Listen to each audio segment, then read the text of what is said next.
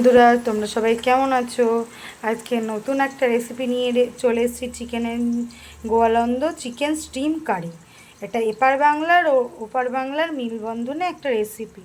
তো এখানে আদা বাটা, রসুন থেতো করে নিয়েছি, লঙ্কা পেস্ট করে নিয়েছি, আর এখানে 1 কিলো চিকেন রয়েছে। তো এটাকে ম্যারিনেশনের জন্য এগুলো ম্যারিনেট করে নেব। তারপরে আর কি হচ্ছে তোমরা দেখতে থাকো। তো এবার আবার দিয়ে দিয়েছি হলুদ গুঁড়ো, নুন আর সর্ষের তেল। এটা সব মিলিয়ে ম্যারিনেশনটা আমি করে নেব। ম্যারিনেশনে আর দুটো ইনগ্রিডিয়েন্টস যাবে। এখানে দিয়ে দিচ্ছি হচ্ছে পেঁয়াজ কুচি, আর 2টো শুকনো লঙ্কাকে কুচি কুচি করে দিতে হবে, ঠিক আছে?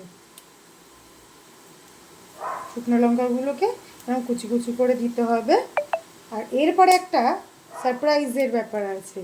এর সাথে আরেকটা ম্যারিনেশনের জিনিস যাবে। এটা একটুখানি ম্যারিনেশন হতে থাক, তারপর আরেকটা জিনিস যাবে, তোমরা দেখতে থাকো। তোমাদেরকে বলেছিলাম না একটা সারপ্রাইজ আছে? এর মধ্যে যাবে হচ্ছে চিংড়ি বাটা। এর মধ্যে চিংড়ি বাটাটা দেওয়া হবে এবার। এটা হচ্ছে গিয়ে একটা সারপ্রাইজ। এর মধ্যে চিংড়ি বাটাটা দিয়ে ম্যারিনেশনের মধ্যে চিংড়ি বাটাটা দিয়ে আবার ম্যারিনেট করে রাখতে হবে আধা ঘন্টার জন্য। দেখতে থাকো। এই দেখো বন্ধুরা, কড়াইটা গরম হয়ে গেলে এর মধ্যে সর্ষের তেল ঢেলে দেব।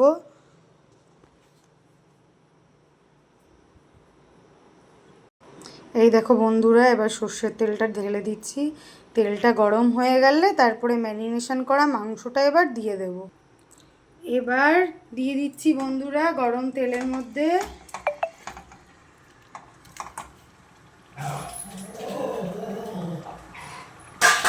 আঁচটা এবার বাড়িয়ে দেব। বাড়িয়ে দিয়ে এবার 3-4 মিনিট কড়া আছে নাড়াতে থাকবো। তারপরে লো ফ্লেম করে দেব। দেখতে থাকো। দেখো বন্ধুরা, ফ্লেমটা হাই করে দিয়ে নাড়াচ্ছি। দারুণ গন্ধ বেরিয়েছে। কালারটা শুধু দেখো, পুরো জমে যাবে। দারুণ গন্ধ বেরিয়েছে। এরকম কড়া আছে, কিছুক্ষণ নাড়াতে থাকবো। তারপরে গ্যাসটা ফ্লেমটা লো করে দেবো। দেখতে থাকো। মাংসটা এবার একটু নামিয়ে রাখলাম। দিয়ে এখানে ম্যারিনেট করা যে ইয়েটা ছিল সেটা দিয়ে জল দিয়ে একটু গরম জল বসিয়ে নিলাম। দেখতে থাকো। এবার ম্যারিনেশন করা জল গরমটা দিয়ে দেওয়া হচ্ছে।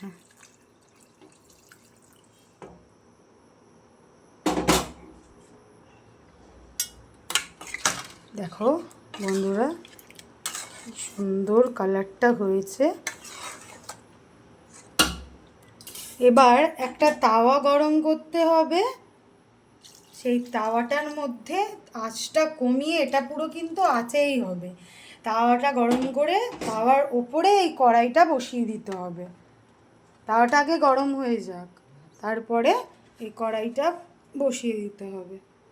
আস্তে আস্তে ধিক ধিক ধিক দিকে স্টিমে রান্নাটা হবে পুরোপুরি। দেখো বন্ধুরা, পুরো স্টিমে এই রান্নাটা হবে। এবার চাপা দিয়ে দেওয়া হবে। গ্যাসের ফ্লেমটা লো করে চাপা দিয়ে দেওয়া হবে। দিয়ে তারপরে রান্নাটা এবার আস্তে আস্তে ফুটতে থাকবে। ওর মতো ফুটতে থাকবে, আর কিচ্ছু লাগবে না, কিচ্ছু করতে হবে না। এইরকমই ওর মতো ফুটতে থাকবে। 20-25 মিনিট মতো এইভাবেই ফুটতে থাকবে।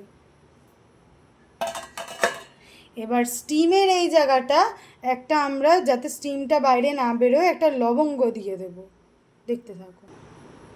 এই যে স্টিমটা যাতে না বেরোয় বাইরে, তার জন্যই লবঙ্গটা দিয়ে দেওয়া হলো।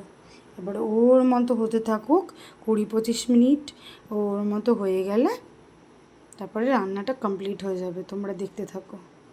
দেখো কালারটা কি অসাধারণ বেরিয়েছে, আর স্মেলটাও খুব সুন্দর বেরিয়েছে। দারুণ দারুণ অসাধারণ গন্ধ বেরিয়েছে।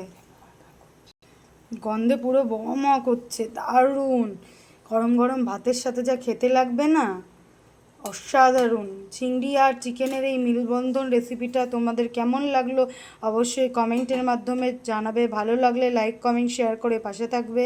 বন্ধুরা, এইটা অবশ্যই ট্রাই করবে সবাই। ঠিক আছে বন্ধুরা, আজকের মতো আসি। Tata, bye bye.